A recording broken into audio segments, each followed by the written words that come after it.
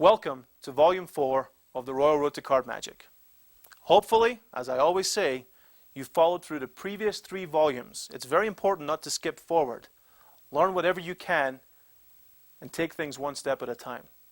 In this next chapter, you're about to learn the double lift. This can be one of the most overused moves in card magic, but used auspiciously and carefully at the right time, you'll find that you can perform absolute miracles. And in actual fact, in this chapter, you'll find one of the most commercial card tricks ever invented. So let's move on to the double lift.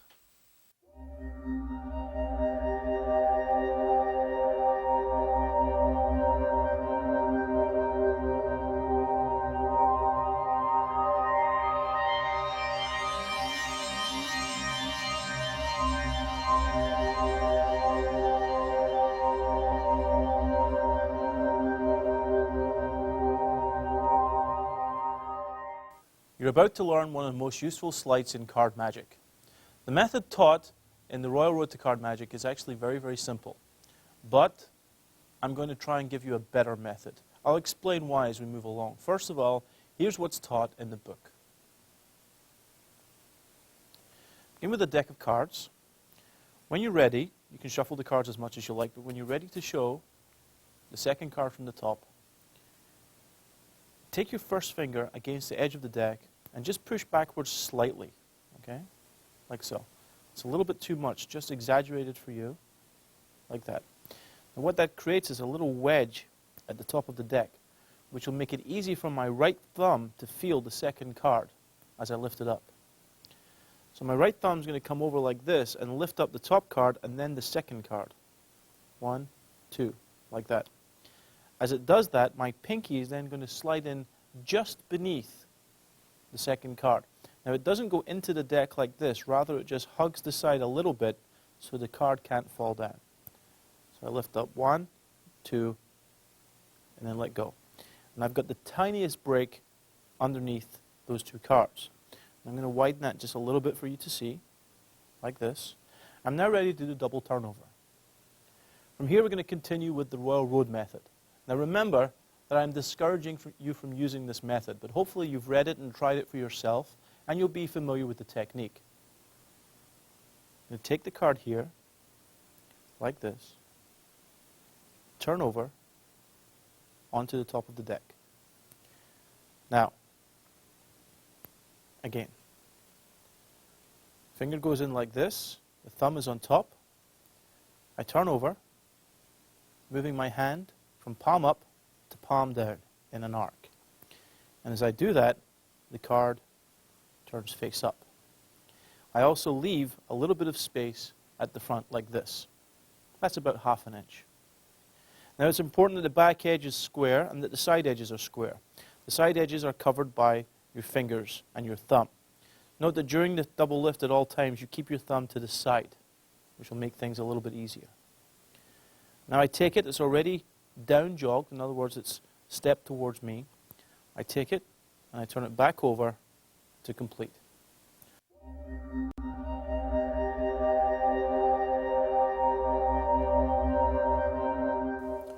With the double lift, always remember to get the break as you're talking to your audience. Learn to get the break by feel alone. If you put that wedge in just at the top, that very slight wedge, it's very easy for your thumb to become accustomed to just picking up 2 cards by feel. Once you have your break and you make the turnover, instead of carrying the card all the way over to here before allowing the thumb to take control of it, try releasing the card. This is a little more difficult.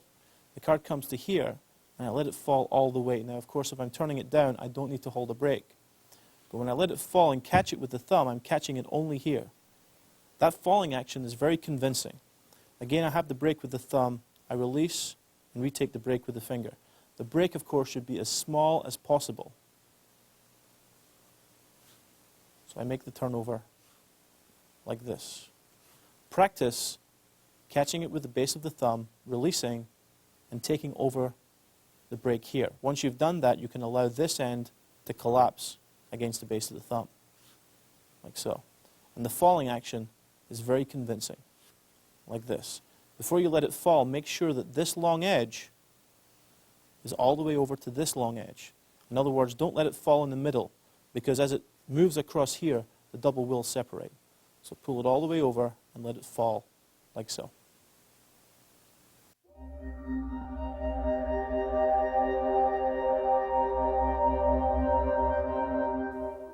There are several subtle ways of using the double lift to glimpse cards and reverse cards that are presented in the world with the card magic. The double lift glimpse works like this. Let's imagine that someone selected a card and that it's on top of the deck. I want to show that it's not on top. So I do a double lift. Well, your card's not on top. It's not the ace of spades. And it's not the queen of spades. In fact, it's the ace of hearts. I'm looking at it right now. So to do that, the timing has to be right. It has to seem natural. I begin with a double lift. Now remember, the ace of hearts is on top. So I double lift and I say, well, it's not the ace of spades. And it's not the queen of spades. And I thumb off the top card and I take it like this, so that I'm apparently turning both over. But notice how I don't turn that far enough to be seen. So I say it's not the ace of spades and it's not the queen of spades. And I turn that on top. And I've just glimpsed their card right in front of them.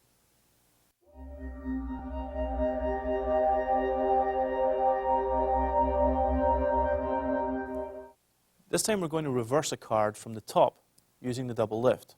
So the selection in this case will be the ace of hearts. So we begin by preparing for the double lift. And when we're ready, we flip over the top card. We say your card is not on the top. Now we turn the hand face down to show the bottom card. This shows the queen of spades. And your card is not on the bottom. Now I take the top card, which is now on the bottom of the deck, like this, and turn it over. So I've apparently turned it over once to show it and turned it back over to write it. What I've actually done is reverse the original top card of the deck, the ace of hearts. So, watch. Doing a double lift, the ace of hearts is on top, but I show the ace of spades. Now I revolve my hand face down to show the queen of spades. Underneath, I simply remove that card, like this, turn it over to show it, and replace it to cover the reversed card. From here, the deck can be cut, and the card revealed, reversed, in the center.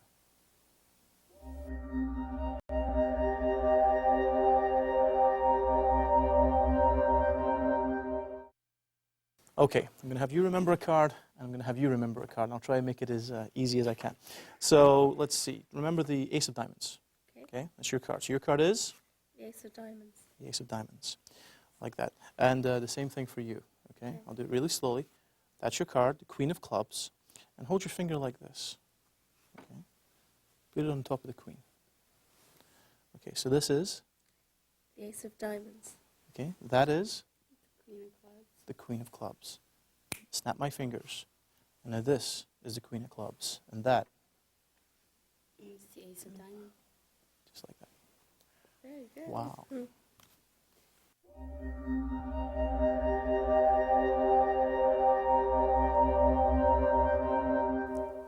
The trick called rapid transit is, in actual fact, a classic of card magic, the transposition. And this is a wonderful, wonderful effect. All you have to do is try it to prove how good it is. To begin, you can have anyone shuffle the deck and then begin for a double lift.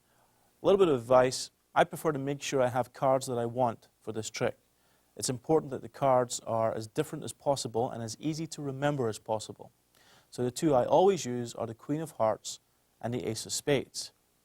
And the queen of hearts and the ace of spades are here. Okay? Third and second from the top. And there's just any card at all can go on top of those, like this. How do I make sure that's there? An overhand shuffle control. I jog, shuffle off, and cut. So the top three cards remain the same. Now, I prepare for a double lift. As soon as I'm ready to begin, I ask someone to remember a card. And I show them the ace of spades. I say, I'm going to place the ace of spades here. Like this. So that card is, and as I'm asking them to name that card, I prepare for another double lift. They say the ace of spades. Very easy to remember. Say, okay, over here I'm going to place another card. The queen of hearts. Another double lift to bring it back face down, and I place this here. Now this is actually the ace of spades. And that card is, they'll name the Queen of Hearts, the card they just saw. Now I say, watch, I'm going to take the ace. I'm going to place it here, as far away as I can before I snap my fingers. Now at this point, before I pick this up, I get a little break by pushing like this. So I push the top card off a little bit so my pinky can just hold a little break there. I take this card, without showing it, I place it here. Notice it's not square with the deck yet. Now watch, all I'm going to do is snap my fingers. Now before I snap my fingers, I pull it square and say, watch. Now over here, they expect to see the ace of spades. I do a double turnover and show the Queen of Hearts. And then I cleanly turn this card over to show the ace of spades. And the cards have transposed. So, one more time. The two cards you wish are here with any odd card on top. You begin with a double lift. You ask someone to remember that card, and you place it down. You now do another double lift, preparing for it as they name this card. Turn over to show the ace of spades. This is actually both of the cards you're asking them to remember. Turn the double down. Place this card here. This is the card they believe to be here. The ace is here. I get a break underneath this as I pick this card up. I snap my fingers, and as I snap my fingers, I just pull that square. I flip this over to show the card they expected to be here, and the card they expected here, of course, is in their hands. And that's called rapid transit. Before we complete, let me remind you of something that I did in performance. I often do this with one person. When I do it with one person, they have to remember both the cards, so it's even more important that you have two cards that are easy to remember. And I ask them to hold the cards like this, with their palm up, like this. So they end up holding one card in each hand. Now in this case, you see, this is a card that they're supposed to have. It's in the wrong hand. They expect it to be here. And this is the odd card that must be returned to the deck. So what I do is I ask them to raise one of the cards slightly. If they raise this card, this is the card that I want to take back onto the deck, I say, okay, I'll take that card. If they raise this card, you say, okay, I won't even touch that card. Give me the other one. So it's a force. They don't know what I'm going to take until after they've raised their hand. It's important they don't do this or raise too far. Just tell them to raise it very slightly and take whichever card you need. That's called a magician's force, and there'll be more on that later on the tape.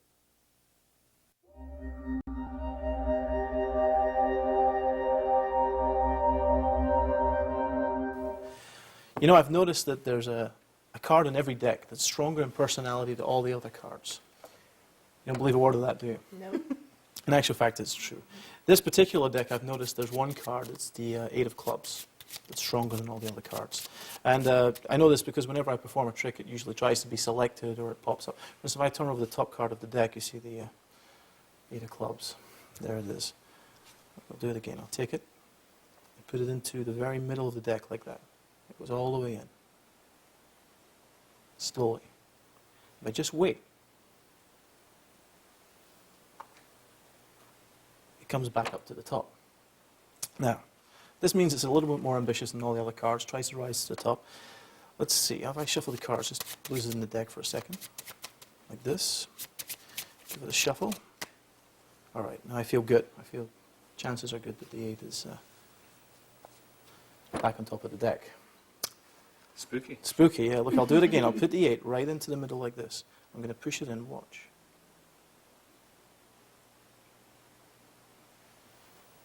Just wait. And it jumps back to the top. Now I can just keep shuffling these cards. Doesn't matter what I do. The 8 will try and appear. So let's see. If I shuffle again, like this, and just one more time. That's pretty well shuffled, right? Try and fool it. I'll try and fool it.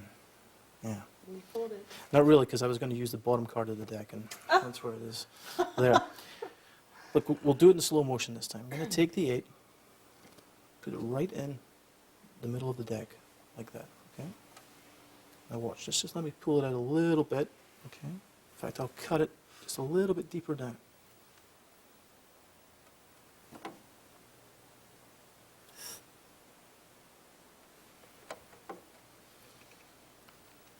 And there it is. on top of the deck. Let's try again. Let's really shuffle the card into the deck. So, yeah, it appears to be lost. Okay? And let's see, could you mix up some of the cards for me if I give you some of the cards? Like that? Okay. Shuffle those cards. Make sure they have to be mixed and do the same, Aaron. Start where I want to. Yep. And then turn over the top card. Turn over the top card. Is that it? No. How about you?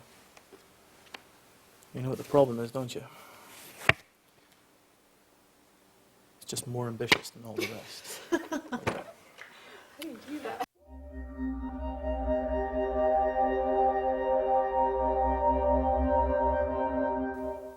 This next trick is one of the genuine classics of card magic and is one of the finest effects you can perform with an ordinary deck of cards. It's called the ambitious card, and the handling given in the Royal Road is a fine one and is well within your ability by now.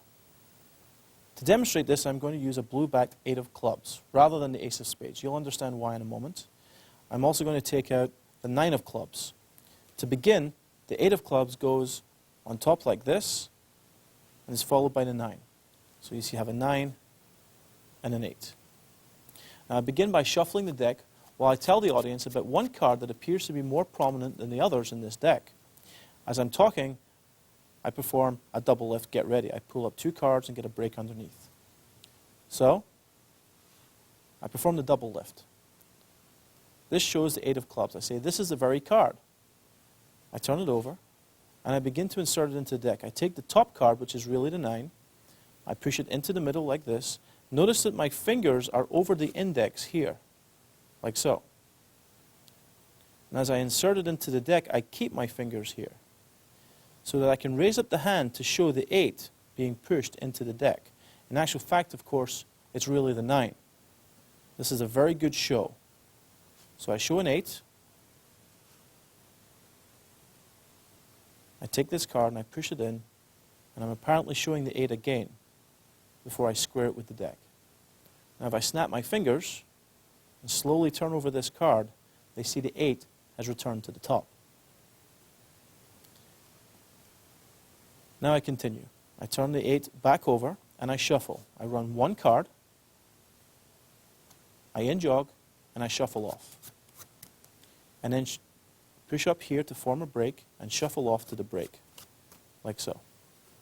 Again, I lift up and prepare for a double lift. I turn this top card over again and show the 8 of clubs is returned. Again, I turn the double down, take the top card, and push it into the deck. Now this time I can't show the card because it's just a random card. But I push it in slowly, I square up, I snap my fingers, and slowly show the top card. It's once again the 8 of clubs.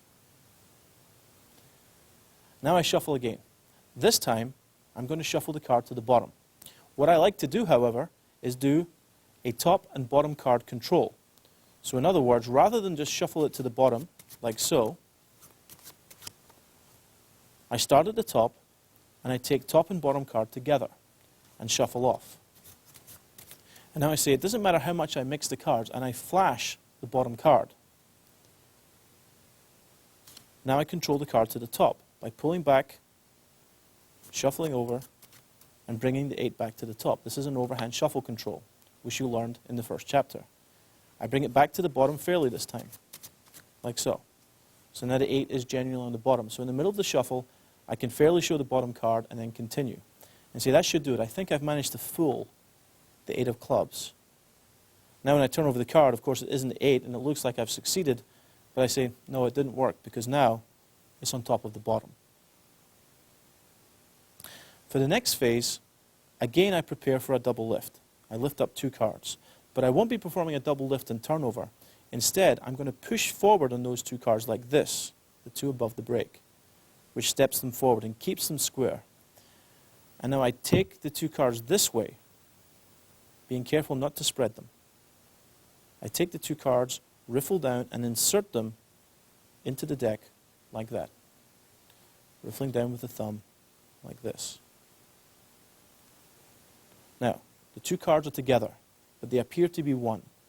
I take the deck, from above with the thumb, with the fingers underneath. I turn it face down this way, not towards me, but side over side, like this. The double card stays tight together in the middle, and I pull it out slightly. As I pull it out like this, I only pull the top card and push back on the 8, like so. As I push back with the 8, I'm going to pull too far and push further down so that it pokes out of the back like this. Now that's the whole packet that's been pushed backwards. I take some of those cards. I don't take the whole packet, I just take some of those cards and apparently cut the card deeper, like this, which brings the 8 secretly to the top. I push this card in and square up. Now the position now is, of course, that the 8 is returned to the top. Don't show it too soon. Snap your fingers and slowly show that it once again is returned to the top. Now that's a very fair display. Remember, they see the card go into the middle. It's clearly there. You cut it a little bit deeper, and then you very fairly push it in. At this point, you're way ahead of the audience, and you lead into the last phase. For the last phase, you shuffle, in jog, shuffle off, throw on top. This brings the card back to the top. At this point, cut off the lower half, like so, and hand it to someone and ask them to shuffle. As they do that, palm off the top card and hand this half to someone else and ask them to shuffle. Once they're finished shuffling, ask them to turn over the top card of each pile. As they do this, they find the 8 is not on top of either pile. Of course, you have it palmed in your hand. At this point, you say, well, that's why I call it ambitious, is because the card always wants to be with me. And I reach into my pocket with this card palmed. I go straight into my pocket. I let the card fall down a little bit, and I extract it like this to show that the ambitious card is now here. If you'd like to make this trick a little bit stronger, when you begin, have the card signed by anybody in the audience. That way they'll know there are no duplicate 8s. And trust me, this is one of the finest effects you could possibly learn.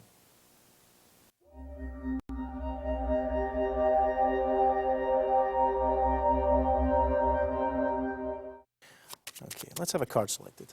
Take this out. Okay, that's great. Okay, very good. And you're getting to be a pro. Very good. I'm impressed. Put it back. Okay. Now, let's see. Do you ever read Scientific Monthly? Nope. Then you won't know whether this is true or not, which is good. Now, somewhere in here, in this deck, is your card. Now, a lot of the time, I'll be honest, I actually just depend on luck to see how my chances fly. For instance, if I was to take a card out of the middle of the deck like this, if that was your card, that would just be lucky. Is that your card? No. No, that would just be luck. In fact, sometimes it might be on the bottom. Is it? No? No. Is that your card? No. No. So my luck isn't in. So I just read this, it's like an article about quantum mechanics and how certain things can exist in different universes. Do you understand anything about that? Somewhat. More than me, then. More than me. What I thought would be interesting is if you could take something out of this universe for just a second, and not for very much time at all. Let's imagine that we were to take your card out of this universe and then put it back again. Would that be impressive? No, not really. No, clearly. So how do we prove that? Well, let's try this. Let's take it out of the universe for just a second. Tell you what, watch. I'll turn the deck over. And we'll take it back. Just a second. And then we'll put it back again. Okay. Now you notice in the middle there I turned the deck over. Mm-hmm. But I turned it over while the card was outside of this universe.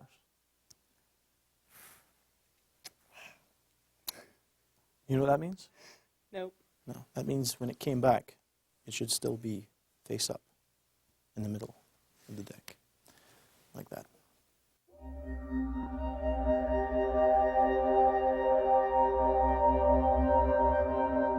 One of the simplest tricks in the double lift section, one of the most difficult to say, is truth and consequences. And this is really a simple presentation for one of the double lift reverses. Let's imagine a card has been selected from a shuffled deck. It'll be our blue-backed ace of spades. And that'll be controlled to the top using the overhand shuffle control. So we control that to the top, get a break and shuffle off to the break. So the card is here. Now at this point, I'm going to remove any card from the deck. So I take a card out like this, and simply spread through. When I find a card, I move the whole spread forward, take control of the card with my thumb, and come back. And as I square up, I get a break underneath the top card. So I'm ready to go. I take this card out and say, was that your card? Of course, it's not their card. So I pick up the whole deck and turn it over and say, was that your card? No. And I place this on top. Now what I've really done, of course, is take that card with the top card. So at this point, I have a break. I take this card out. Notice how I take it out the way I've shown you before. Off to the side, hinging against this finger. I turn it over. That's not the card.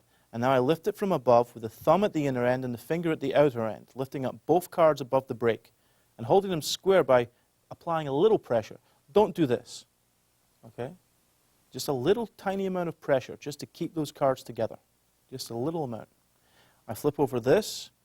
Remember, their card is actually here. I drop this on top and I cut the deck. And the presentation is, you notice how I turn the deck over. I'll turn the deck over again. Now, how many cards did I just turn over? And of course, they'll say 52. That's the number of cards in the deck. In actual fact, you say, I only turned over 51.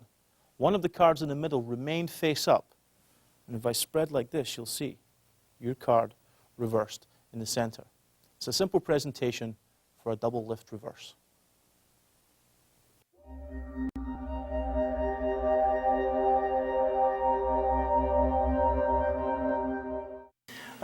Jenny, take a card. All right. Okay. Show it to everyone. Don't let me see it. Mm-hmm. Okay. That's very good. And just place it back in the middle somewhere. Okay. Good. Okay. I'll shuffle the cards a little bit like this. I actually have a special card in the deck. Okay. I carry the card with me, and I put it in the deck because I know it's going to tell me something about your card. Let's see. There it is, right there. Okay. Like that. Now that's the Joker. Okay, but I said there was something special about the Joker, and the Joker actually tells me what your card was. Okay, if you look at the back, you'll see the name of your card is clearly written. Did you read Japanese? Well, I do now. I know what that says. You do? That says the 5 of clubs. Is that the card you chose? Yes. Yeah. Well, you know, Yeah. clearly you're not amazed. Okay. Do you want to know how he knows it was the 5 of clubs? You want to know? How you knew? Well, how the card knew. Well, it was easy because the 5 of clubs is the only one standing on its head. Like that.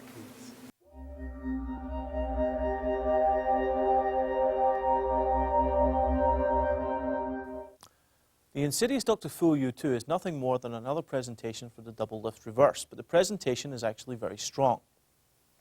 I've used a Joker, and I've made this up as a special card. I can carry this in my wallet if I like, or somewhere special. You can add it to the deck whenever you want to perform it. What's special is that on the back, I've written some Japanese characters. Now you can write Chinese if you like as well, but the idea is to try and find a language that people probably won't know.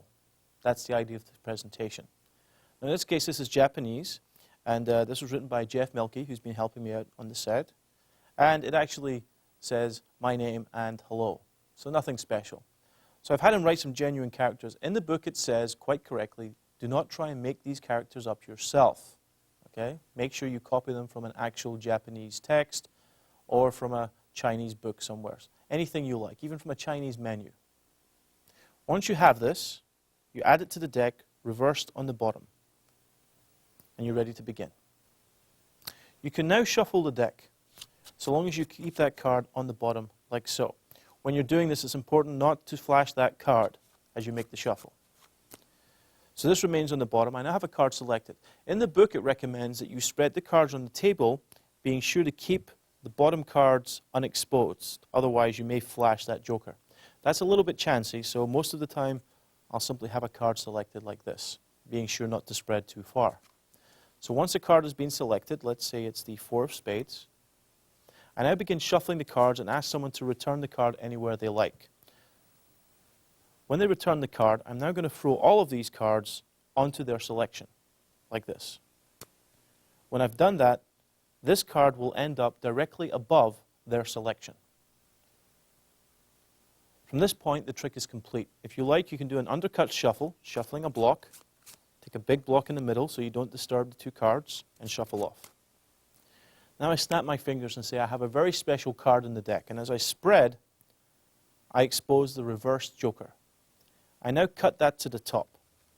And I say the special thing about this joker is it has something written on the back. And I turn it over to expose the Japanese writing. As I do that, I do this to point at it. And this is the moment when I glimpse the card using the top card glimpse taught in the glimpse section. So from here, I glimpse just as I turn over to show the writing. And I see the 4 of spades quite clearly. Like that. So can you read this, I ask? Now most of the time they're going to say no. If they say they can, say, well, okay then, and the trick is over. But most of the time they'll say no. You say, well, actually that says that you will choose the 4 of spades. You just named their card, and that's a big surprise. At this point, you're going to throw this back on top of the deck. And just before you do that, get a break underneath the top card, as before. Push it off, get a break underneath. Now say, do you know, and I'm going to pick up both of the cards above the break, do you know how I knew what your card would be? And I put this here. Again, I've reversed that card. I cut it into the middle, and I tabled the deck. And the big surprise so far has been that I could name their card by reading the back of my Japanese card. Now they're going to say, well, I don't know how. You snap your fingers and you say, because your card is standing on its head. You spread and you show the card like this. And that's it. The insidious Dr. Fool You Too.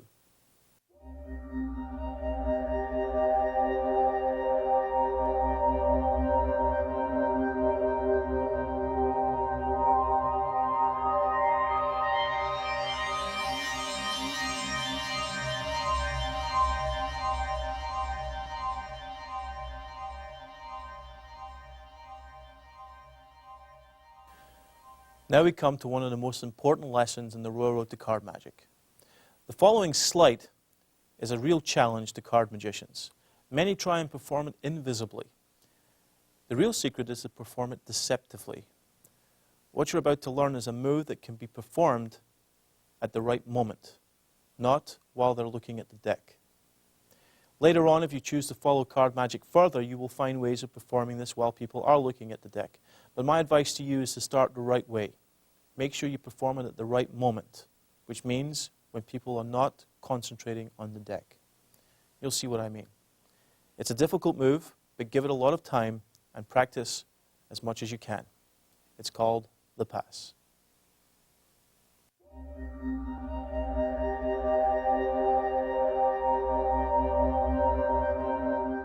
I'm going to teach you a simple way to transpose 2 packets at the correct moment. So watch. Here we're going to use the blue-backed ace of spades. This will be our selection. This would be in the middle of the pack, like this. And I need to bring it to the top. Here we won't shuffle, but simply transpose the top packet with the bottom packet, like so. And again, like so. The truly important thing is to have as little noise as possible, but perform it as quickly as you can. To perform this, you have a break above the card you wish to bring to the top. Now you notice the break is quite small. I'm going to bring my right hand over the deck. All 4 fingers are going to cover the front of the deck like this. With the break here like this, you notice the front of the deck is closed, as is this side here. The back and the right side are open. So I come across the front, my thumb goes at the back. Notice my thumb is at the left rear corner, and it's gripping the lower packet. It doesn't grip the upper packet at all, but the lower packet here. Okay? It has no control at all over this packet. The same is true of these fingers. The first finger is going to grip the lower packet. Now obviously you are making contact with this packet, but this finger and thumb are really trying to grip the bottom packet like this. Now remember, I have a very small break at the moment. In order to make the pass, I have to enter that finger into the brake like so. I come over, and at this moment, the finger is going to slide straight into the brake like that. In actual fact, I'm going to bring my fingers around as I lift the packet up to fingertips. I lift it up, and the brake is widened, like so. Now from here, the packet is now raised just a little bit. The ring finger is going to pinch down on the top packet, like so. As it does that, it's going to now move to this side. So from here, this is all the way into that packet. This will now move like this and try and carry the packet around. To help that, I'm going to raise the right hand slightly. My right ring finger is going to lift up that packet by pulling up like this. So first of all, I pull to the side like this. If I keep pulling, you'll see it carries around the packet like that to the bottom. Now watch what happens if I do this at the same time. I carry it around, and now I come up, and the packets hinge on each other. At this point, I close my fingers of the left hand towards the palm, and I bring everything together as closely as I can. The idea is to keep the packets as tight together as you can without making a sound, like that. So I come over like this. And again, my finger goes in, my thumb is against the left side of the deck, I pull that packet over, I hinge up, I let it fall into the palm, and I bring everything together as soundlessly as I can. That is the basic pass. Now we've learned how to transpose the packets. Practice until you can make it as quiet as you can. Speed is not essential. Silence and naturalness is. So try and be as relaxed as you can when you make the pass, like so. I actually like to practice this in movie theaters when I go and see a movie or in front of the television. Now that you have this down, we have to discuss the moment to perform the pass. Some people like to have the card returned, put this on top, and immediately perform the pass. If your presentation is correct, this will work. But again, attention should be off the deck when you make the move. So there are covers that you can use to help conceal the pass. One such cover is the riffle action. Here the card is in the middle, I get a break, and I get ready for the pass. As soon as I'm ready for the pass, I riffle the deck. And I'm holding everything tight together there, especially that front end. I riffle, and then I look up and make the pass. And then I come down and riffle again, like so. So one more time. I'm ready for the pass. I prepare, I riffle, look up, make the pass, and riffle again. Looking up will almost always bring their attention to you. John Ramsay, one of Scotland's most famous magicians and one of my favorite magicians personally, said that if you want someone to look at you, look at them yourself. And if you want them to look at something, look at that yourself. So, if I'm looking at the deck at the moment of the pass, the chances are the audience will be looking at the deck. If I look during the riffle and then look up, they're going to look at me while I make the pass. I can then look back down and riffle the cards again, and all the work has been done. That's the riffle cover for the pass. Another excellent cover for the pass is called the spread cover. Don't confuse this with a move called the spread pass by Paul LaPaul. It's in a book called The Card Magic of LaPaul. This cover basically gives you a reason for approaching the deck with the right hand. Watch. The card is in the middle, you have a break above it. You come over and you make the pass, and at the very second that you make the pass, you spread the cards out between your hands. Again, I make the pass, and at that very second, I spread the cards between my hand. So to the onlooker, I simply come over and spread the cards. And that's the moment that I look at the deck. I come over, spread the cards after the pass. Again. I make the pass, and I spread between the hands. The spread is very simple. As soon as the pass is made, your hands are here. You bring the packets together, and the thumb pushes off to the right as your hand turns around to receive the cards, like that. That's a spread cover for the pass.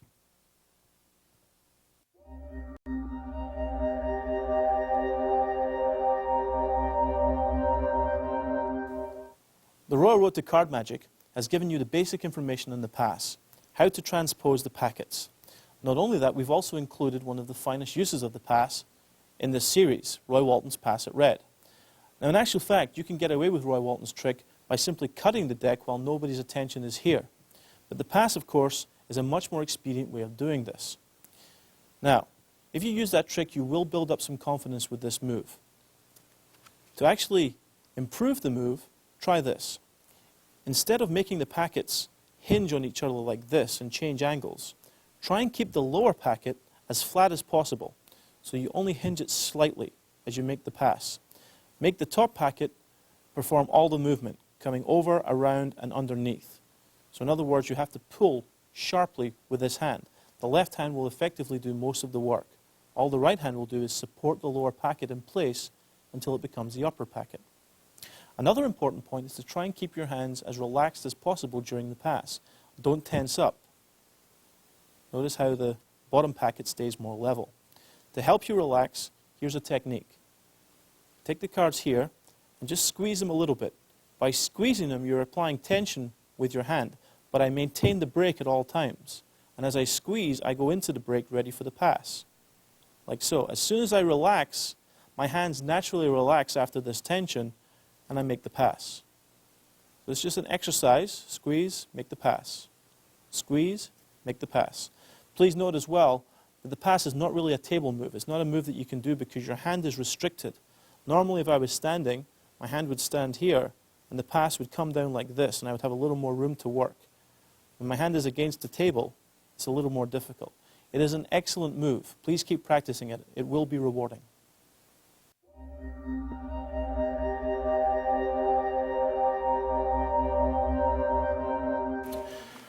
Let me see. I'll show you a trick with the 2 red aces. Okay. Use these for a special reason. We're going to use these as guardians for some cards I'm going to take out. These cards, I don't want you to see these. This will be my special arrangement. Okay. You can't see these, can you? No? Okay, that's good. Now, I'm going to take these out. And I will show you these at the end. But for the meantime, I want to keep them secret. You'll understand why. Okay. To get these ones as well, not that one. This one. And these ones.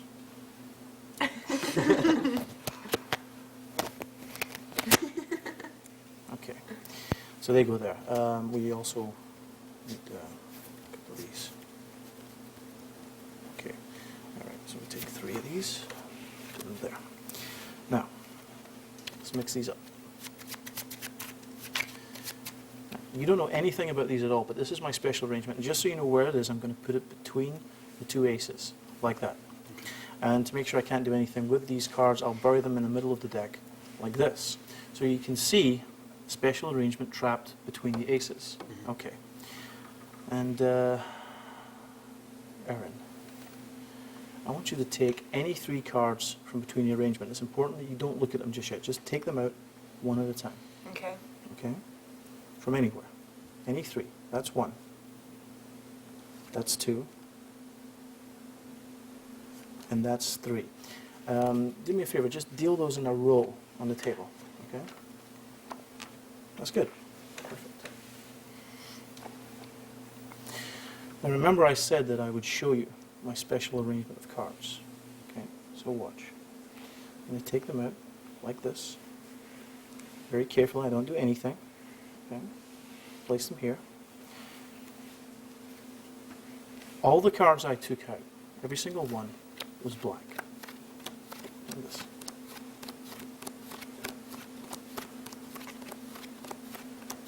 Except for 3.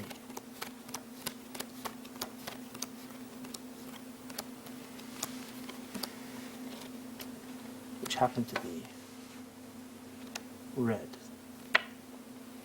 Like that. You're very good. Just like rearranged.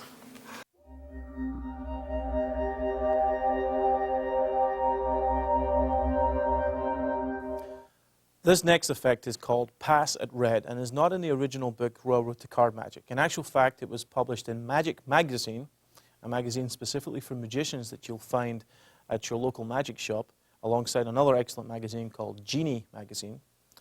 This was published in there by a friend of mine called Roy Walton.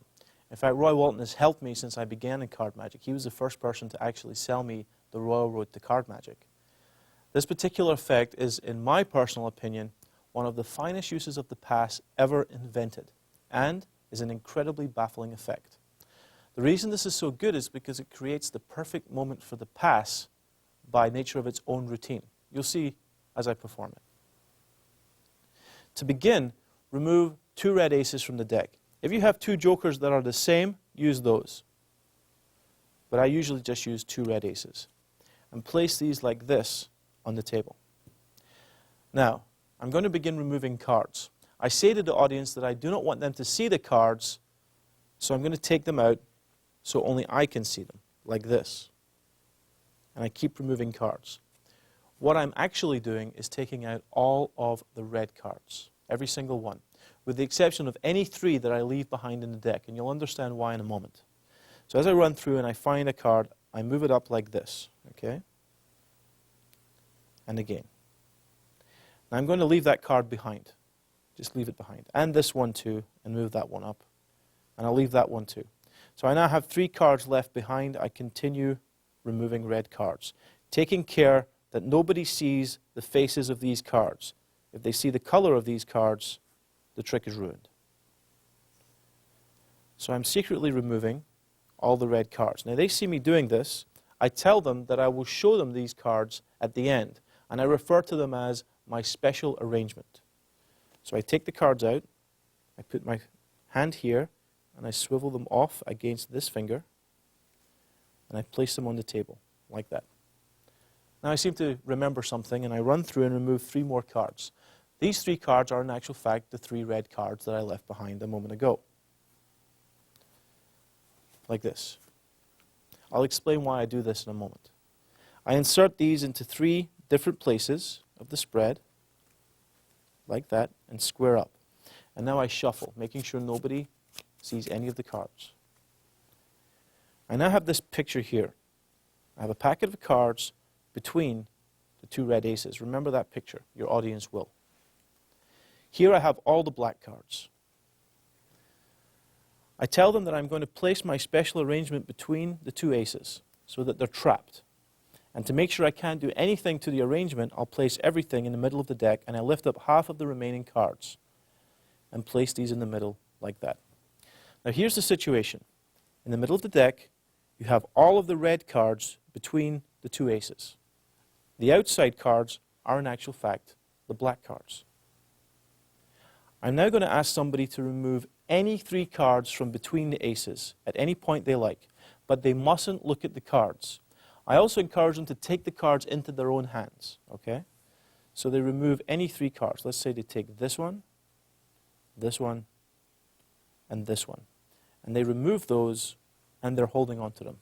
As I close up, I get a break anywhere in the middle of the deck, anywhere around about the middle. Doesn't matter where, so long as you're reasonably close to the middle of the deck, like so. Now, you're going to make a pass. You're going to make a pass at the correct moment, because now all the attention is on the cards they just selected. I ask them to deal these cards in a row, which they'll do, to create a row of 3 cards, like so. As they do this, I make the pass. All attention is on these cards. So as the pass is made, quietly, nobody suspects a thing. This is what's just happened. Remember, a moment ago, all the red cards were between the 2 red aces. Now, all the black cards are between the 2 red aces. And the reason for this is if I turn the pack over and show you, you notice the red cards are between the aces, like this. If I make the pass and cut the deck around about the middle like that, that moves all of the red cards. All of the black cards are now in between the aces, like so. So one more time, as they deal, I make the pass, which moves all of the black cards between the aces. Now, I say, I'll tell you what. I'll show you all of the cards that I took out a moment ago, and I take an ace and place it here. The pile goes here like this, and this ace goes here. I'm taking great care to be as fair as I can, and these are placed aside. I pick these up. Remember the picture we created before. I've just recreated it. I pick up this pile and I deal the cards face up to show all black cards. And as I continue dealing, it'll begin to dawn on the audience what's about to happen. I say all of these cards were black, every single one, except for 3 cards, which were red, like so. And that is Roy Walton's pass at red. And I'd like to thank Roy personally for allowing us to include this on these videos.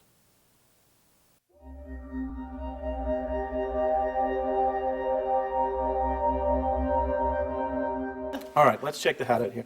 We're going to use this for the next trick. Make sure there's nothing special inside here. See anything? Nothing. Maybe a computerized device or something very, very small. No, you can't see. Well, yeah, that's why it would be small. What about a flea? Do you see any fleas in there? You were wearing this a moment ago, so, you know. Okay, nothing in there. Nothing in there. Just a hat. Nothing. Just a hat, Yeah. not a special hat at all. Okay. Yeah. So we have a hat and Genevieve. Yes. Why don't you pick a card? Okay. Take any card that you like. Okay. You all right? Okay. I'm okay. Okay. Everything wearing off now? Okay. Okay. Shouldn't drink in the morning, I told you. Okay. Look at it. Show it to everyone else. Okay. Make sure you look at it yourself. That's important. Okay. I usually don't have to tell people that. I'm sorry. So now, if I go through like this, just put the card on there. Okay. And we'll shuffle it in. So everybody knows what the card is. Okay. And I'm shuffling it into the pack so that it's pretty fair. Now. Okay. So now the cards are mixed up. I'm going to take them and drop them into the hat. Okay. Like that. Okay. So now they're really mixed up. Like this. Okay. Now, let's see. Where would your card be? Now remember, there's nothing inside this hat at all. Okay?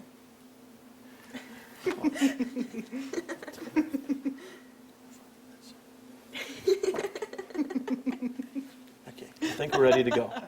All right, all I have to do is give them a little jump. What was the name of the card you chose? The 7 of spades. What was All it? right. The 7 of spades, Very nice. like that.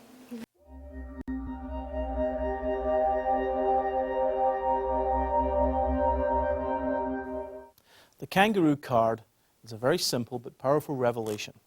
To do this, have any card selected and control it to the top of the deck. Let's imagine it's the 4 of hearts. Now, to do this, you also require a felt type of hat. This is the type of hat I use. You see it has a division down the middle, which is important to the trick. It's also of the type that can be crushed. So it's reasonably flexible. I can carry it in a bag if I like to. Also, because it's not too stiff, the trick is going to work right here. You'll see why in a second. Now, the card is secretly on top of the deck. I'm going to take the cards and dribble them into the hat. Now, the very last card I dribble is going to be the 4. Now, to dribble them, I simply release them off of my fingers and thumb like this, by steadily releasing pressure with the thumb and the fingers, doing that, just slowly, like this. And I'm going to try and hold back that last card at the end, which you'll find is actually quite easy to do, like this. And I'm going to tilt the hat very slightly towards me as I do this. And you'll see that the cards will fall towards this side. So as I take the cards, I dribble them in, and they all fall into that side. The last one to fall is this one, which I snap off like this, and it falls on the other side of the division. So hopefully you can see that the rest of the deck is sitting here. The single card is here, like that. Okay? Now, that single card is against this lower edge of the hat. And to produce the card, all I have to do is take the hat, hold it firmly, and snap upwards against that rim, which will hit the card and cause it to spin out. So I come up and snap like this. And the card will spin out, the 4 of hearts. And depending how much room you have, you can actually make it go quite a distance, like that.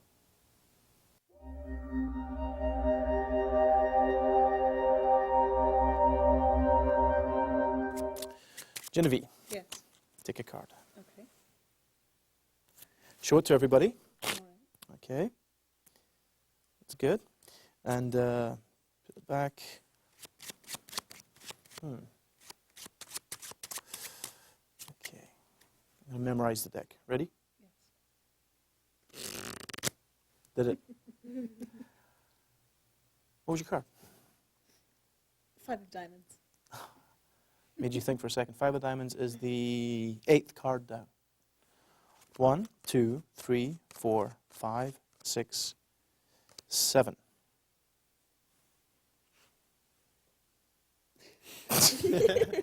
Wow. Wow. 8 of clubs.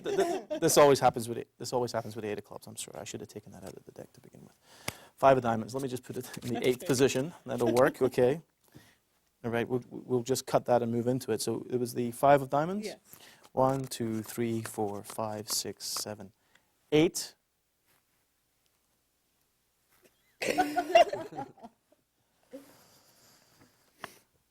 Maybe it's ended. What's your card? I'm sorry, the 5 of diamonds. All works out in the end, I guess. There you go. Look, I'm getting the hang of this. You're getting the hang of this.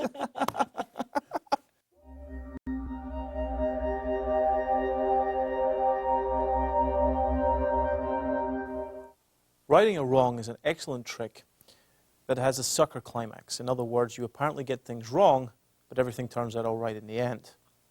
Unfortunately, the construction given in the Royal Road to Card Magic is actually quite poor. Let me explain why. This is a rarity in the book. Everything else is laid out very well. But this particular trick recommends that you make a pass and then a shuffle, which I feel is a very poor use of the pass. Let me explain why. The deck is shuffled and any card is selected. In this case, it'll be our blue-backed Ace of Spades for clarity. So let's imagine that this is placed into the center of the deck. You put these on top. You successfully make a pass and now shuffle. Well, the purpose of the pass is to transpose that card to the top invisibly. If we shuffle the cards, why don't we simply bring it to the top using the shuffle? There's no answer to that. So let's just use the shuffle. So instead, shuffle off some cards and have them replace the card. Now run 7 cards on top of that card. 1, 2, 3, 4, 5, 6, 7. In-jog a card and shuffle off. I have my in-jog here. I undercut there and cut to the top. And now the 8th card down is their card. Ask someone to name their card, whoever selected the card. They'll say the Ace of Spades. Immediately say number 8. I get the feeling number 8. Your card is the 8th card down, I guarantee it. Of course, their card is now the 8th card down, but watch what happens. 1, 2, 3, 4, 5, 6, 7. This would be the 8th card. And as I say that, I lift up 2 cards preparing for a double lift, like so. I double lift and turn over to show the wrong card. That's not the Ace of Spades. So of course they'll say you're wrong. So you know, this always happens with a 9 of Spades. I don't know why that is. That's just a comment. Whatever card you turn over, say it always happens with this card. I'll tell you what, I'll take it out of the deck and you place their card in front of them. This of course is their selection. The 9 of Spades is still here. Now again, the book suggests that you drop those onto the bottom and then shuffle, adding another 7 cards to the top. Why bother? Pick up the 7 cards you've already dealt and put them on top. Now shuffle to maintain the top stock. You don't have to run any cards anymore. Just shuffle as much as you like and bring them back to the top. And deal again. See, I'm sure it's 8. This time I'm sure it's 8. 1, 2, 3, 4, 5, 6, 7. That's 8. The 9 of Spades. But I don't understand, you say, with your best acting. I'm sure I placed it over here. What was your card? As they name it, turn it over to show everything turned out okay in the end.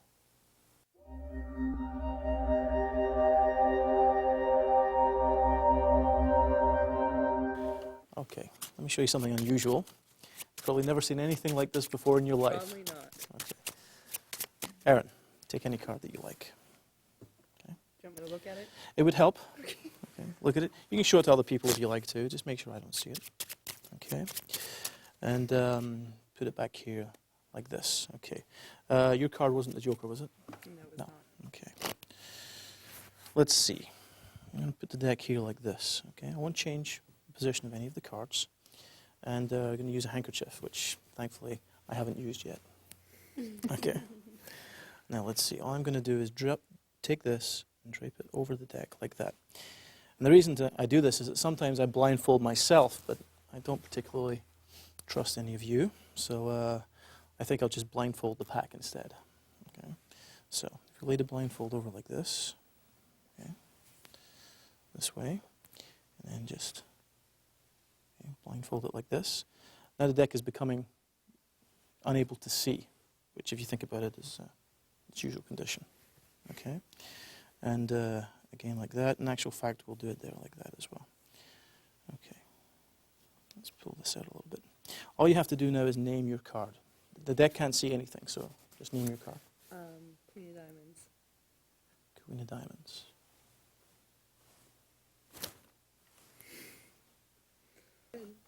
Not bad, huh? No. Yep.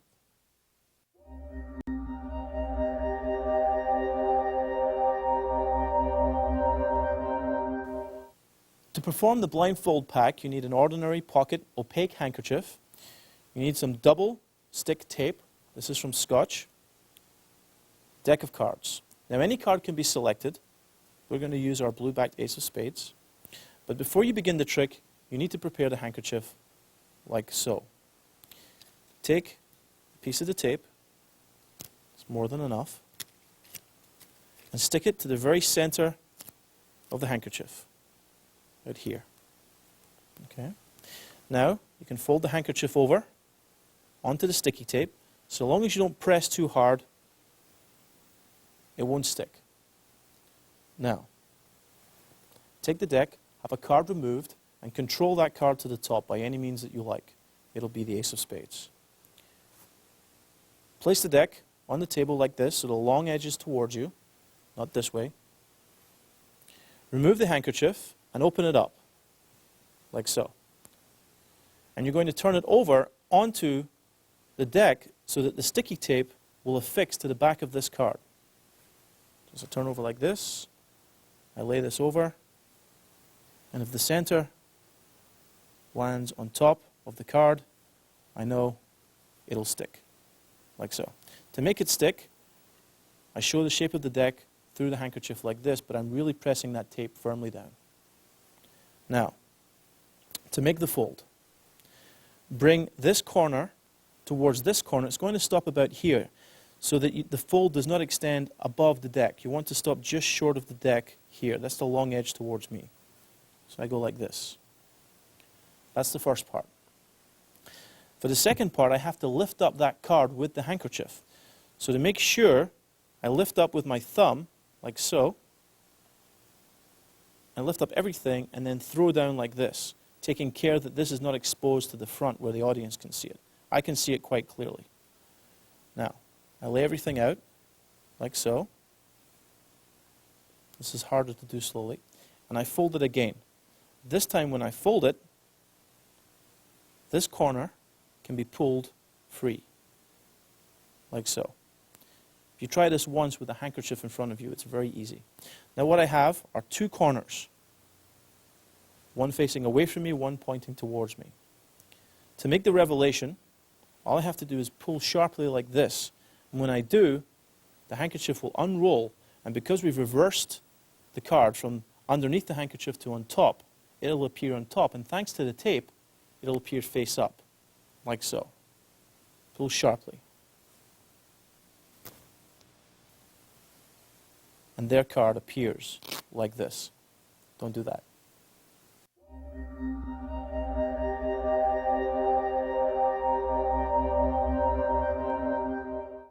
Julie, I'm going to have you pick a card. Any card you like.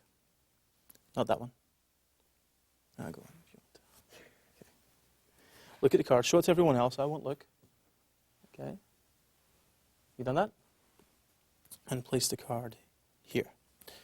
Okay. I'm going to try and find your card, but I'm going to do it in an interesting way. For instance, the top card of the deck is the 9 of diamonds. That's not your card. No. How about the king of spades? Is that your card? No. Let's see.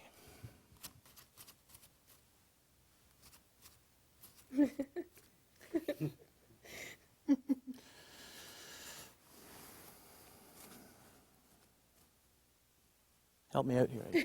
Anywhere? Did you see it? I didn't see it. Okay. There's a special way of finding your card. All you have to do is name the card. Now let me do it for you. I got it. 9 of clubs. N-I-N-E-O-F-C-L-U-B-S. And that finds your card.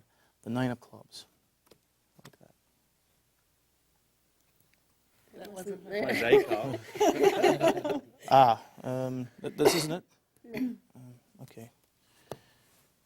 What was it? 7 of hearts. 7 of hearts.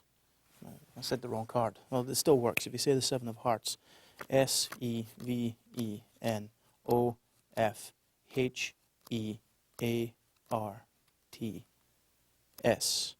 You find 7 of hearts. Like You that. do magic and spell. I can do magic and spell. Oh.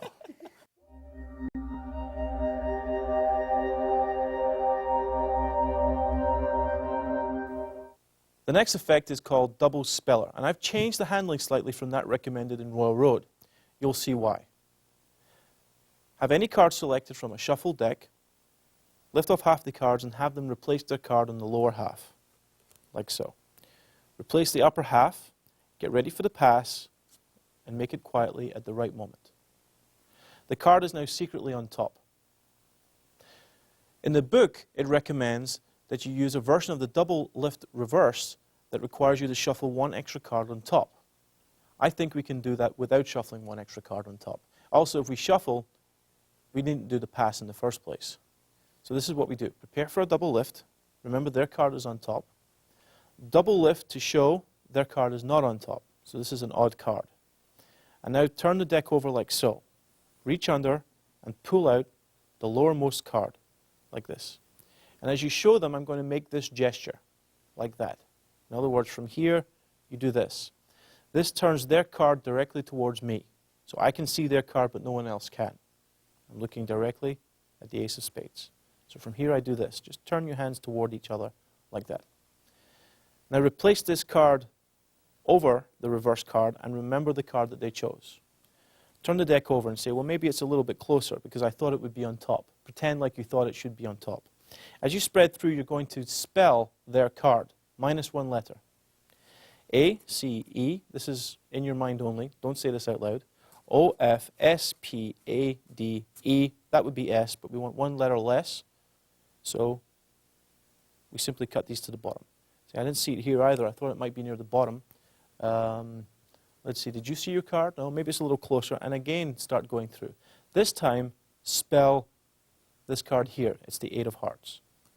E-I-G-H-T-O-F-H-E-A-R-T-S. Have you seen it yet? They'll say no. You say, I'm sure it was there. Maybe if I just name your card and then spell to it. Have you ever done that before? They'll say no. Say, look, this is what happens. I snap my fingers and I say 8 of hearts. Here I'm naming the wrong card to them, but I'm actually naming the card I just set to spell.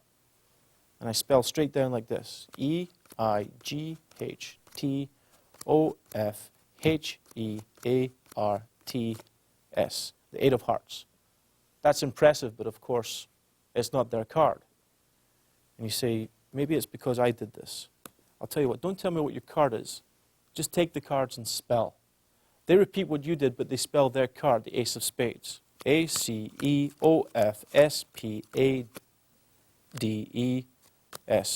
And they find the ace of spades, reversed like that.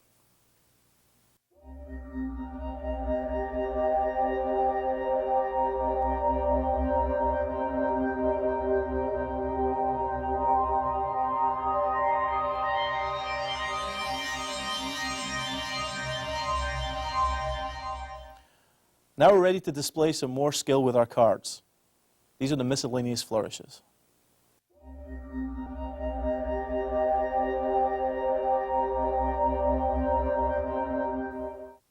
The chapter titled Miscellaneous Flourishes opens with one of the most important flourishes you'll ever learn. It's the color change. The color change refers to the changing of one card to another. And the first technique is a very simple method for doing this. Begin by ensuring you have 2 cards that are reasonably different, one at the top and one at the bottom. Here I have a queen of spades here and a six of spades here. But to make it really change, we'll put the nine of diamonds on the face. And what happens is that as I come over, I'm going to steal the card from the back and add it to the face to make the change. To do this, this finger will push that card very slightly up as I come over. And the very crease of the second finger here is going to catch that card. So in a kind of pointing action, I'm going to lift up the card like this, so it's against my hand. If I like, I can point and then come back over and add the card to the face. Once again. Like this. I take the card forward, clear, it's in the palm, and I like to come straight back and add it to the face, like that. So when I come over, I change the card instantly, like this. This requires a light touch. The nature of this means that you are going to cramp your hand slightly. Too much, and the tension will really show. So by just taking the card and adding it to the face, very gently, you can get a very nice little change.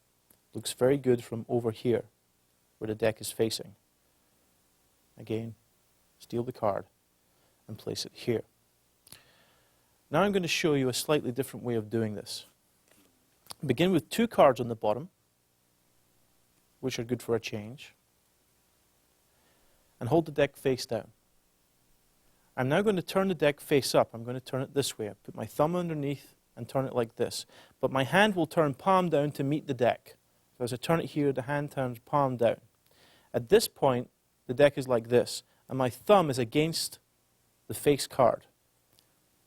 So from here to here. My right hand now stays here, and the hand is going to come over to meet the right hand. As it does that, the hand covers that card completely.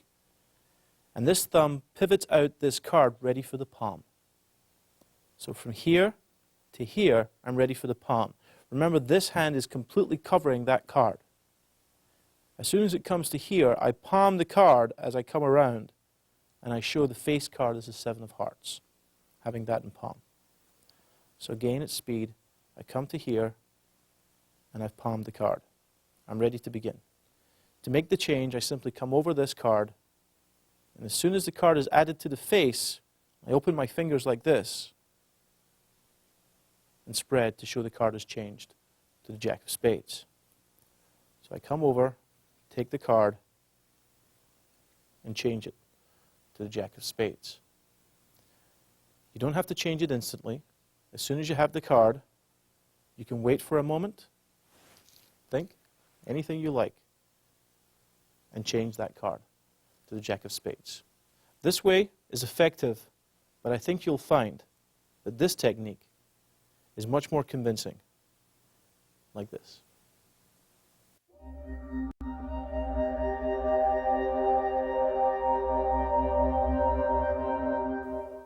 The changing card is a quick, visual, and stunning color change. To do it, have the selected card second from the top. Turn the deck face up and pull out the rearmost card, which is the previous top card of the deck. That's not their card. To make the change, it looks like this. I simply put it on the face. It's a very stunning change, and the secret is that after drawing this card out, the first finger pulls down on the selection, like this. As it pulls down here, I'm going to take out this card with these fingers gripping at these 2 points here, like this. As soon as I come to grip that, this card is pushed flush. Now it's not completely flush, but I immediately take it and place it on the face of the deck, which covers up any spreading of the two cards. So again, the selection is second from the top. I turn the pack over and I pull out what was previously the top card with my thumb, like this. This isn't their card. I pull down on this card and I immediately place both cards on the face. One last time, very slowly. I pull out that card. I pull down on the selection. I push the selection and I take both cards and place them on the face. And that is the changing card.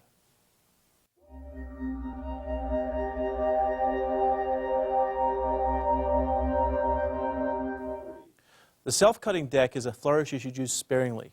You don't want to look like too much of a wise guy. Ask someone to cut the deck. As they come forward to cut the deck, this is what happens. It cuts itself. And again, it cuts itself. Simply, I'm propelling the bottom portion towards my hand and catching it. This finger pushes and pushes straight back sharply, like this. So it finds about half the deck and pushes straight back sharply, like so. The greater distance, the more impressive the cut. I've seen someone who's able to do it at quite a distance, almost extending their arms to full length. But this is more than enough to be surprising. And that's the self-cutting deck.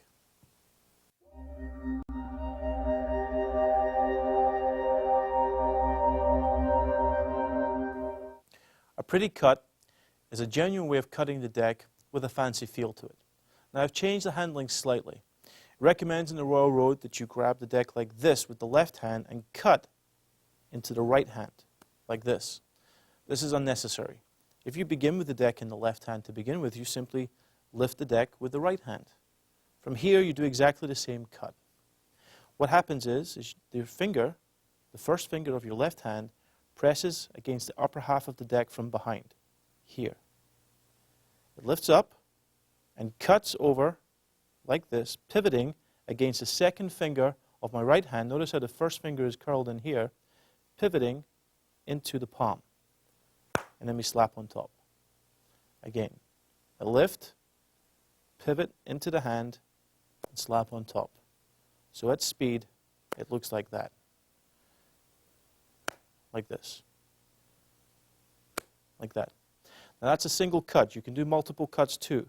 Simply take a smaller packet and repeat. Notice as you do this that I'm glimpsing the bottom card. So a triple cut is enough to find out what the bottom card of the deck is. So it's 1, 2, 3, and the 9 of spades is on the bottom, which is useful. And that's a pretty cut.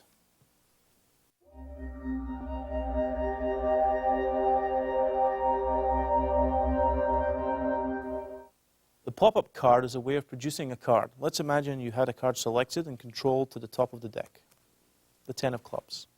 Turn the deck face up, and while waving your hand over the deck, the 10 of clubs comes out like this. To do this, I'm simply taking with my first finger of my left hand, I'm pulling down on the top card, here, closest to the palm. I push back like this, and I keep pushing like this until the card reaches the very end and pivots against the base of my thumb. So in other words, you just keep pushing, and eventually it'll pop up like this. Like that. One more time. Like that. If you like, wrap some pretend invisible thread and pull, and the card will come out like that. That's the pop-up card.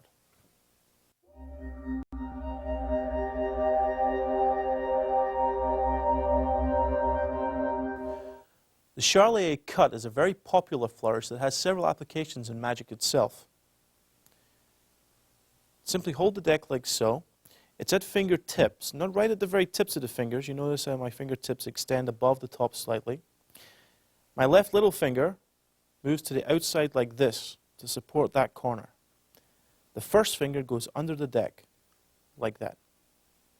And what happens is the thumb can now be released from the deck completely, almost as if it were balancing there, which is exactly what it's doing.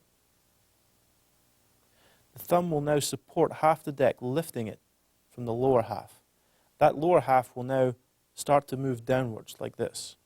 As soon as I push up, the lower half will hinge downwards. I allow it to fall by lowering my first finger until it reaches the palm. And then I press up towards my thumb like this. As soon as I reach the thumb, I press up. The thumb will now release that packet and it will fall like this onto the first finger. The first finger will now slide underneath it but move downwards to give enough room for that top packet. And my fingers here will close this packet in underneath, and I raise everything back up, ready to begin again. So I lift up, lower, press up towards the thumb, let that fall, pull it in with my fingers, and then press up again with the finger so we're ready to begin again. So I can actually constantly cut the deck with one hand. Like so. This is another example where you may want to ask somebody to cut the deck and do it for them. That's the Charlier cut.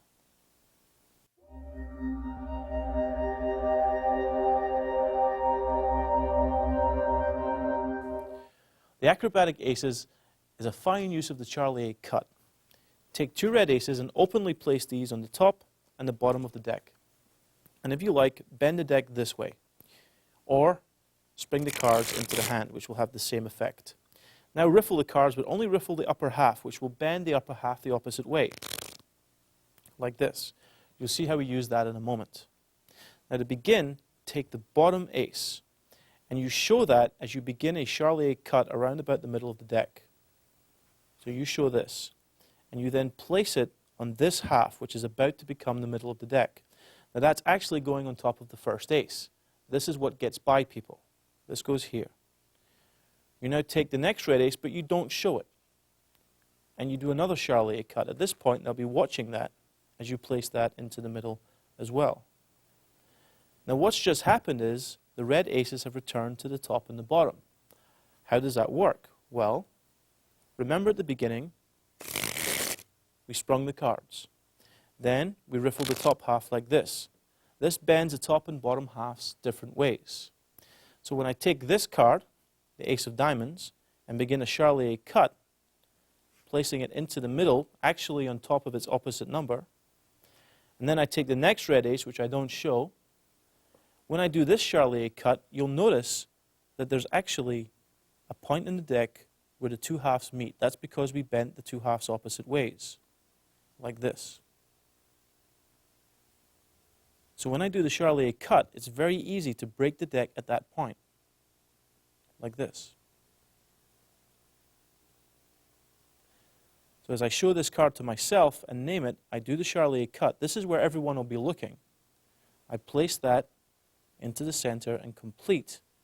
Shake the deck, and this ace is back on the bottom, and this ace is back on the top.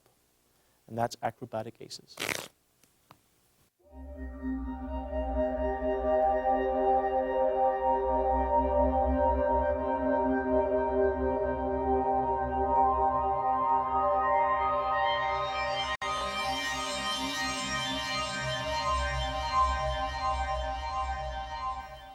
The following techniques allow you to secretly reverse cards for use as revelations or as key cards. The first reverse requires you to be standing.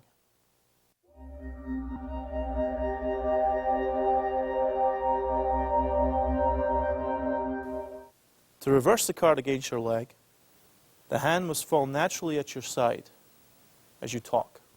So you don't do this kind of thing. Just let it fall naturally to your side. The top card is going to be reversed against the leg by pressing this edge, the right long edge, against my leg. As I do that, I move downwards, like so, reversing the card. Again, as I come to here, I push off, and I immediately reverse the card and relax. And I'm prepared.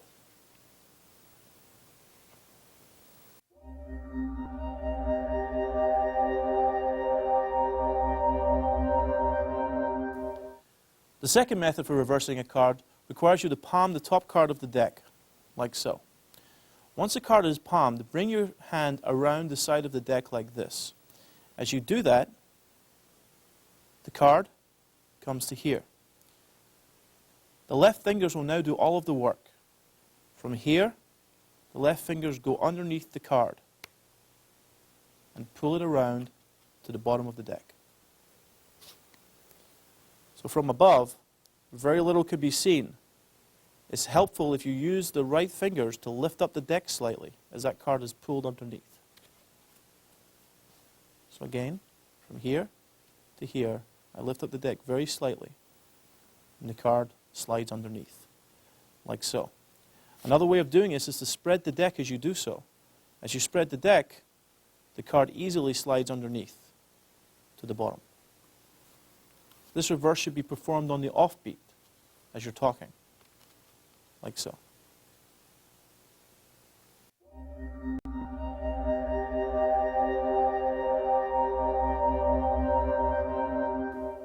The third reverse is very similar to one of the double lift reverses. It works like this. You need to get a break underneath the top card, which you're going to reverse. This is the Jack of Diamonds. You can, if you like, just lift it and get a break this way with the pinky. Or push off slightly to the right with that card, squeeze with the pinky, and you end up with a break underneath the top card, like this. This is easy to do while you're talking. Now lift up the deck. You're not going to lift it all the way up. You're just going to take control of the deck. As you take the deck, the thumb holds that break. The thumb goes underneath. Now you can take the card this way, turn it over and put it on top. But a much nicer way is to take it like this and flip it around the edge of the deck, on top of the deck like that. And then lift up both cards. Okay? So again, I go underneath, flip on top, I lift up both cards, like so. Thumb goes underneath the deck and flips it face up. These cards now go on top, and that card has been reversed. Again, a break. Card on top. Lift up both the cards, flip everything over, drop it on top, and your card has been reversed in the center.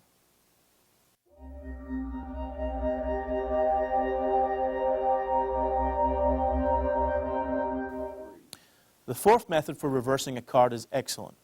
It works like this. The card you wish to reverse is on top of the deck. You get a break beneath it, as before. You take over the break as you lift half of the deck from the left hand.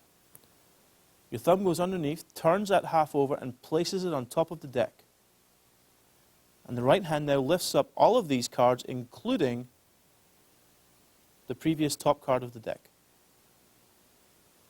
The left thumb now goes underneath and flips over this half. And the halves are returned like this, leaving that card reversed in the middle. Now you can do this with any number of cards. You could take 4 cards like this, have a break beneath them, place that packet on top, flip over that packet, and your 4 cards are reversed.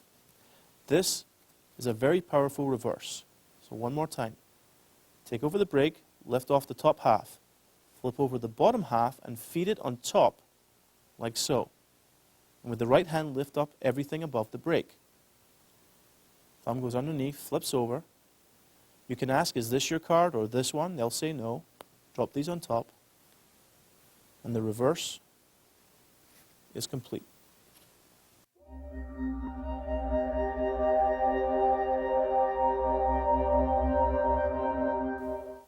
The reverse location is a very subtle way of finding a card, but it's also very bold.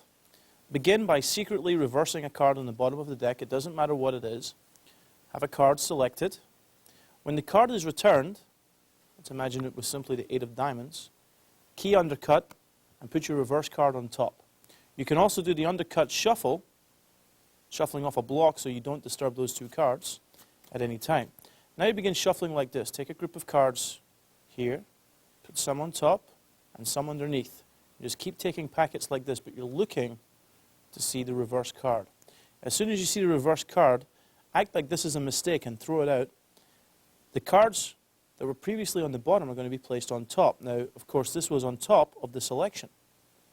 So at this point, you've just controlled the selection to the top, apparently while correcting a mistake in the deck. So in other words, it's a planned accident. Have the card returned, little shuffle, make sure you keep those 2 cards together. Start mixing the cards like this. Oh, sorry about that. And then continue, and the selection is on top.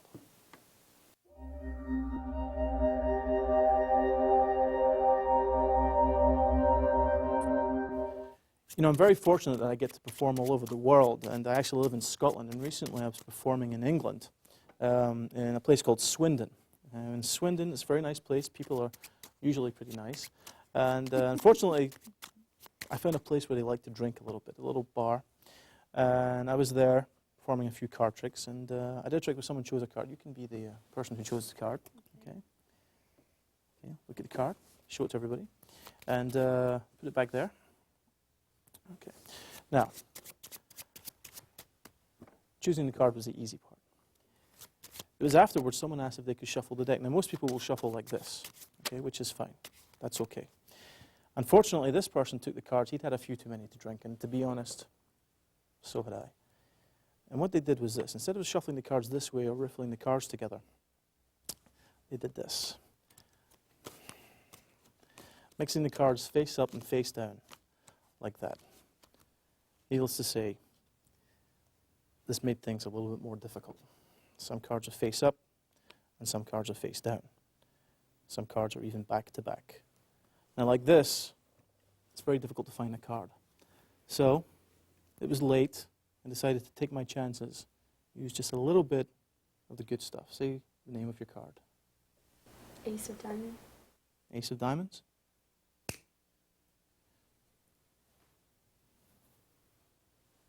And the whole deck turns face down, apart from your card, the Ace of diamonds. That was wonderful.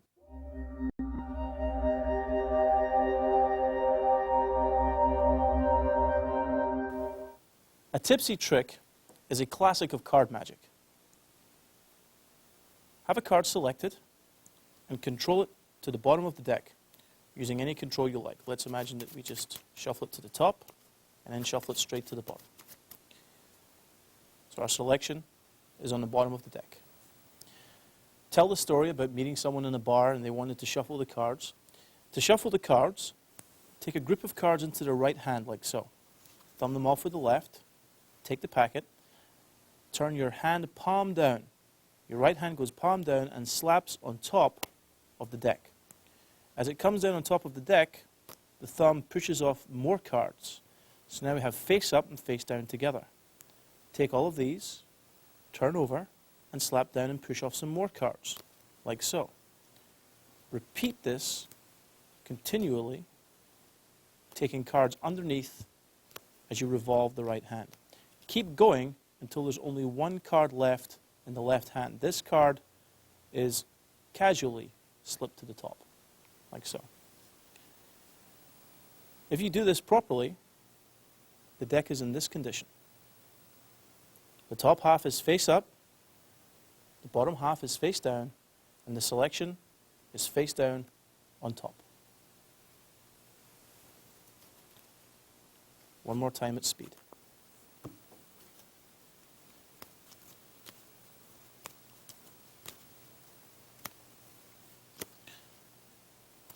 Like so.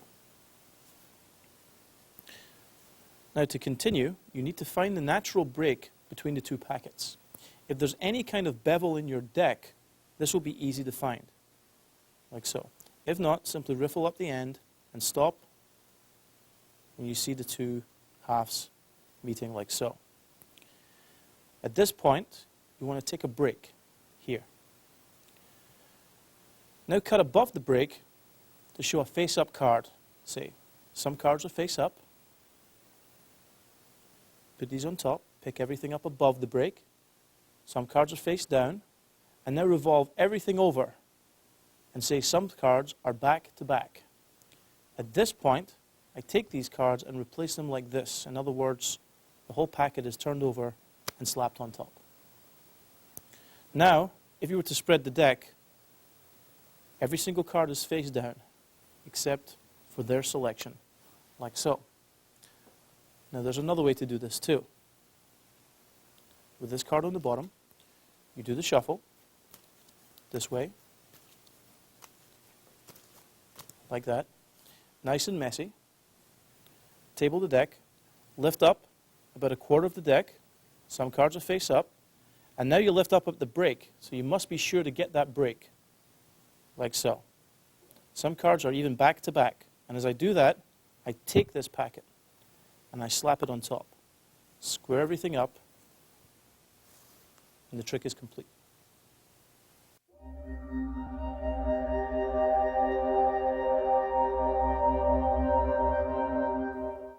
Terry, I want you to cut off any number of cards that you like. Okay. And what you can do here is to take any card you like from your spread. So just run through, take any card you like. I'll take one as well. This one will be my one. Okay. Now watch. What I want to do is take this card and cut it like this into your packet. But don't let me see where you cut it, so I don't know. Okay, done that? Complete the cut. Complete the cut, that's it. Okay. That's my card. Now we'll do the same thing with your card. Just push your card anywhere into the packet that you like. Into that? Yeah. Did you show it to everyone else? No. Okay. Okay. And then push it in anywhere that you like. Somewhere around about the middle is good. Okay. Good. All right. Okay. Is that fair? Yes? Okay. Now look what happens. I'm going to put the two packets together like this. I'm going to go underneath the table for just a second. I did it. Okay. Now remember, you cut my card into your packet, so I can't know where it was. And you put your card into mine. My card was the King of Clubs. What's yours? 7 of hearts. 7 of Hearts.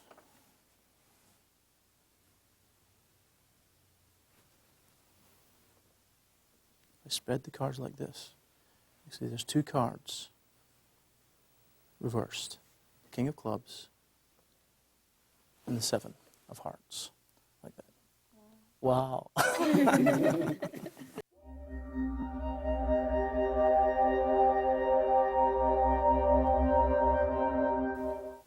Double reverse is a superb card trick.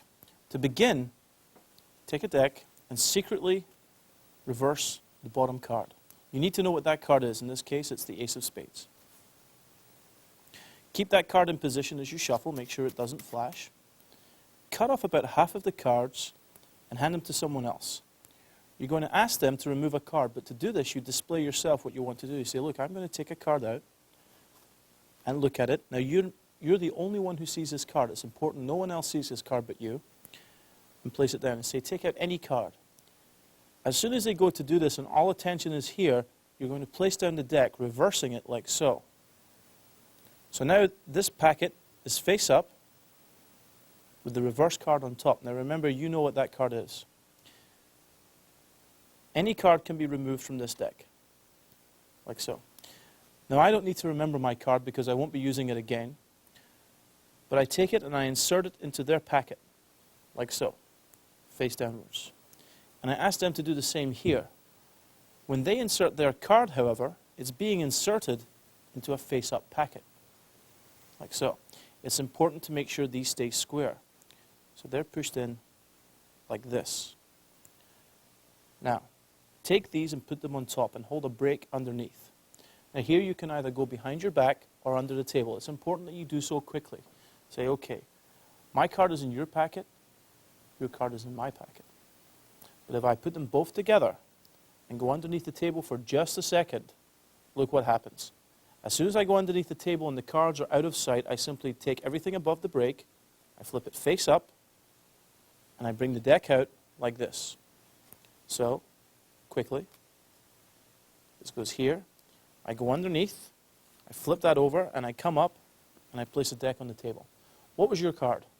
They'll name their card. I named the card that I saw earlier, which of course was the Ace of Spades, which I reversed on the bottom of the deck. As soon as both cards are named, spread the cards and show their card and your card reversed in the face-down deck.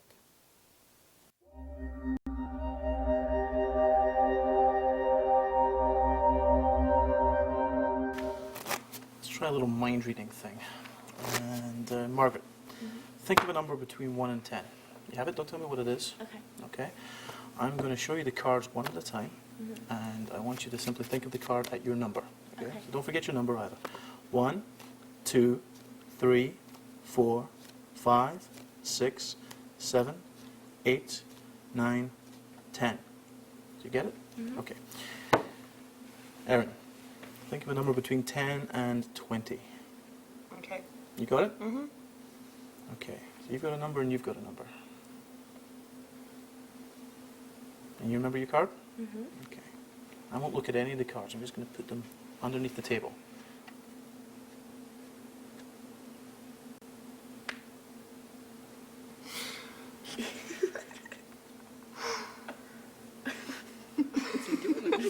Yeah. Okay. I think I'm ready. Right. Now your card was which number was it from the top? 6. 6. Okay. Let's check out the 6th card. 1, 2, 3, 4, 5, 6. Is that your card? No. So it's not there anymore. That's good. What was your card? It was the 3 of The diamonds. 3 of diamonds. Okay, so that's clearly not that card. 6. What was the number you thought of? 16. 16? Okay. 7, 8, 9, 10. Tell you what, I'm going to make this really clear. Okay. I'll do it over here. 10, 11, 12, 13, 14, 15, 16. Okay? Your card was a 3 of diamonds? It was in the 6th position? Mm-hmm. And you thought of the number 16? Mm-hmm. And that's exactly where we find the 3 of diamonds.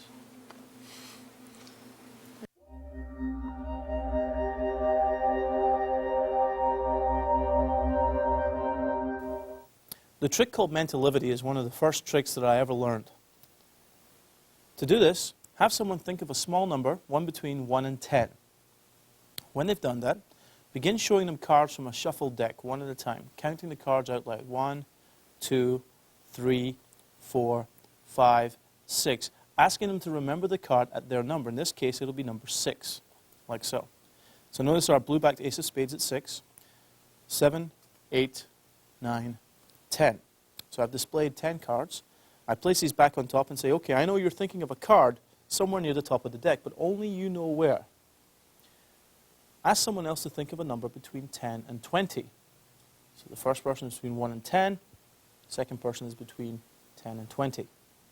Now look at both of them. Pretend like you're reading their minds. Pick up the deck and place it either under the table or behind your back. Behind your back, take 12 cards from the top. 1, 2, 3, 4, 5, 6, 7, 8, 9, 10, 11, 12. Flip these face up and place them underneath the deck like so.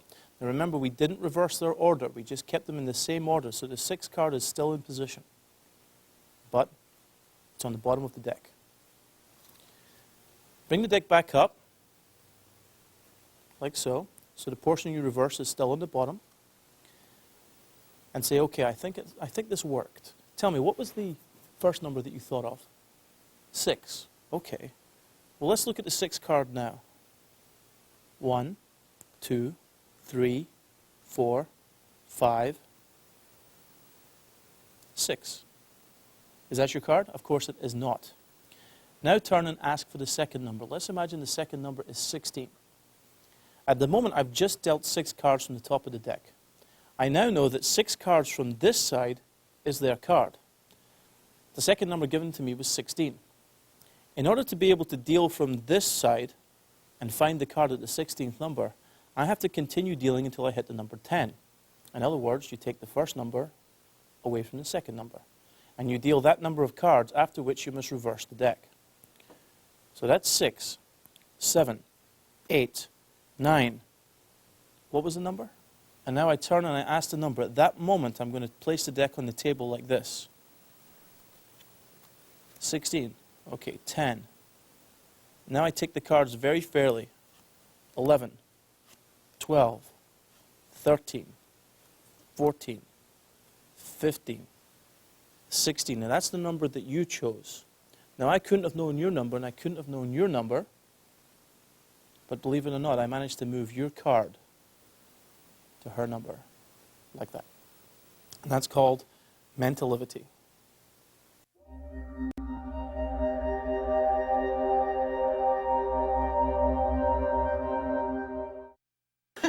Okay. I'll shuffle these up a little bit. I need you to cut off a small packet of cards, okay? Alright. Just a small number. All right. And Almost. anything There you we like. Yep. Take those and count them secretly so that Okay. I can't tell what you've got there. Okay. Maybe do it quietly if you like. Do you know how many you've got? Yes. Okay. Keep a hold of those. Put them under your knee if you Okay. like. Okay. Now take the rest of the deck and take the cards one at a time, like this. And remember the card at your number, but go past it so that I can't tell exactly how many you have. Okay.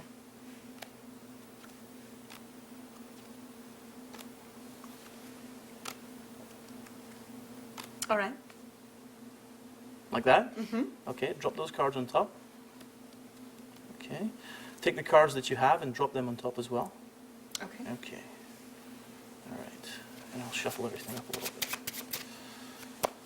I'm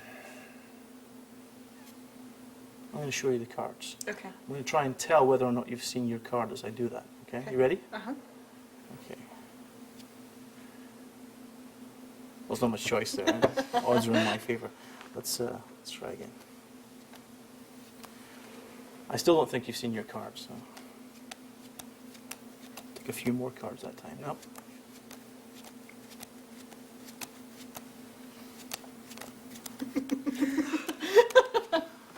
Nope. Still haven't seen it. Nope. Okay. No. Nope. Nope. No. Nope. What was your card? Queen of Diamonds. Really? Yeah, that's it.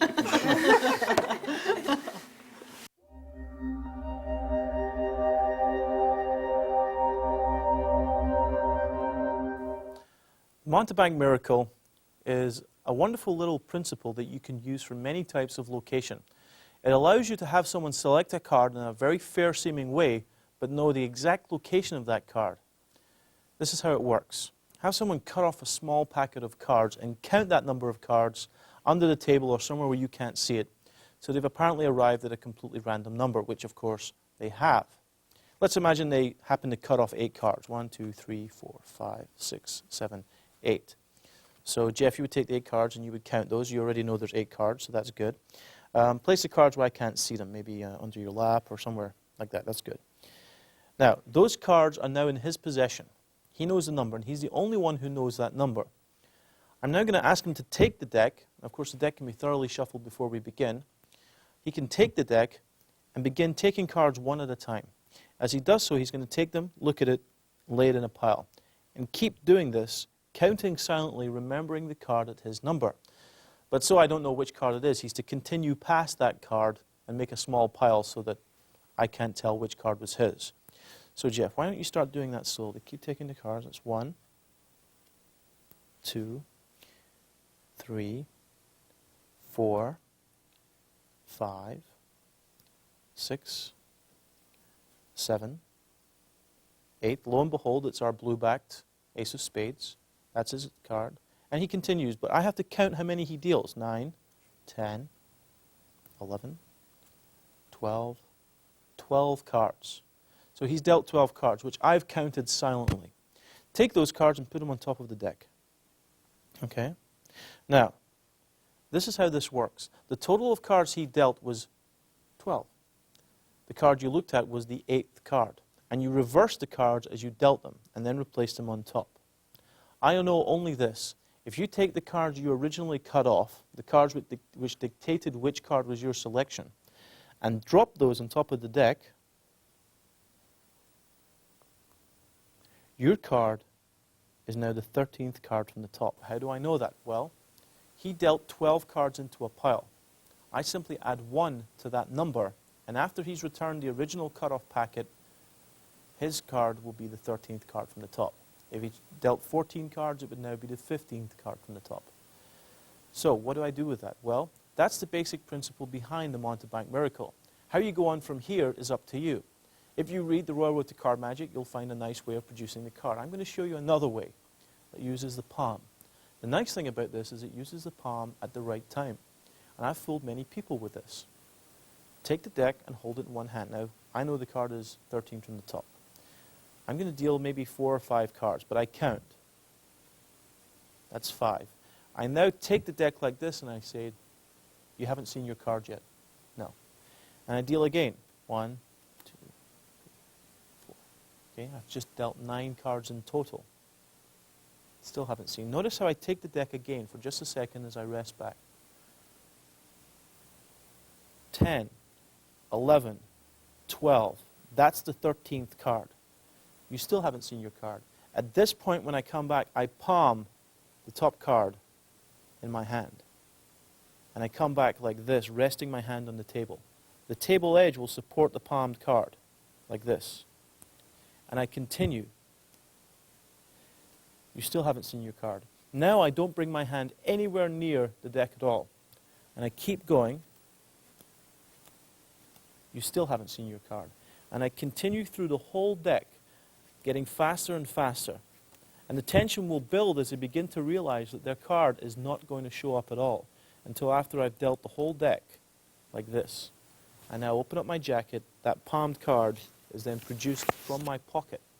And they have no idea when I could possibly have obtained it. And that's my version of the Montebank miracle.